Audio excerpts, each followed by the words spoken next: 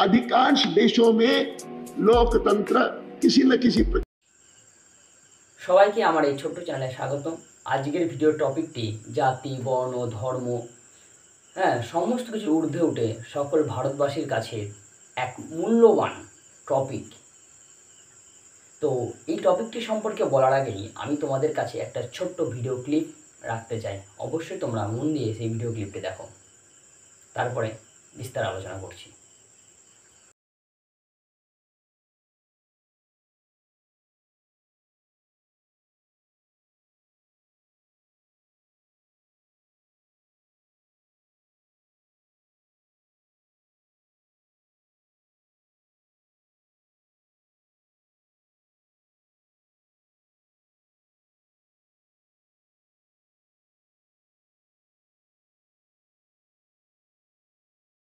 হ্যাঁ, তোমরা ভিডিও ক্লিপটি দেখে অবশ্যই এতক্ষণ বুঝে গেছো আজকের এই ভিডিওটি ভারত রত্ন সম্পর্কে, যেটি জাতি, বর্ণ, ধর্ম সর্বোপরি ভারতের প্রত্যেকের কাছে আনন্দের এবং ভারতের প্রত্যেকের কাছে গর্ব করার মতো।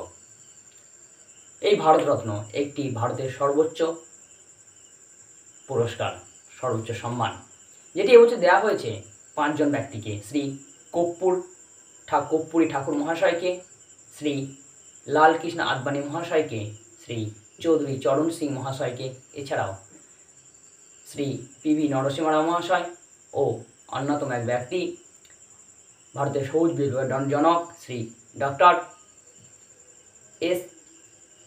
এম.এস. স্বামীনাথন মহাশয়কে। তো ভারতরত্ন ভারতীয় নাগরিক ও বিদেশিদের ক্ষেত্রেও দেওয়া হয়।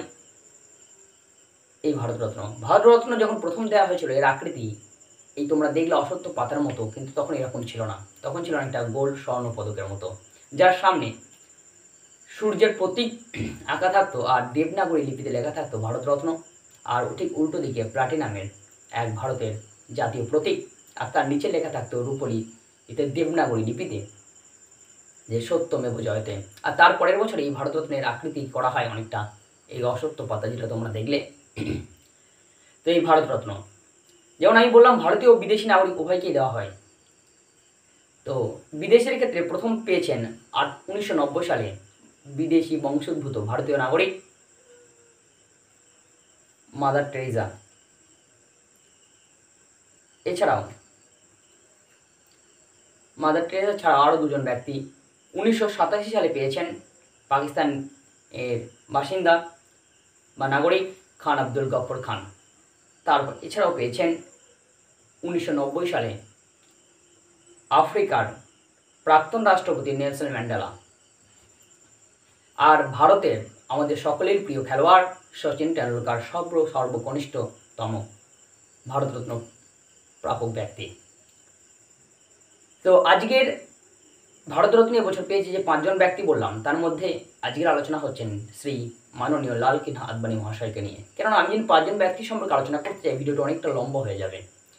তাই আমি ভিডিও ছোটো করার জন্য প্রত্যেকটা ব্যক্তি সম্পর্কে সেপারেট ভিডিও নিয়ে আসছি।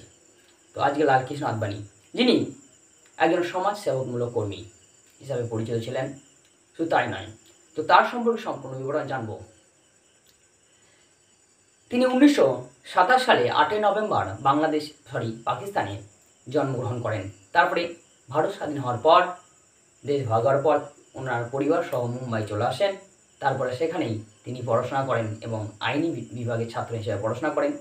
তারপরে ভারতের রাষ্ট্রীয় স্বয়ংসেবক সংঘে যোগদান করেন, সেখান থেকেই তার কর্মজীবন শুরু হয়।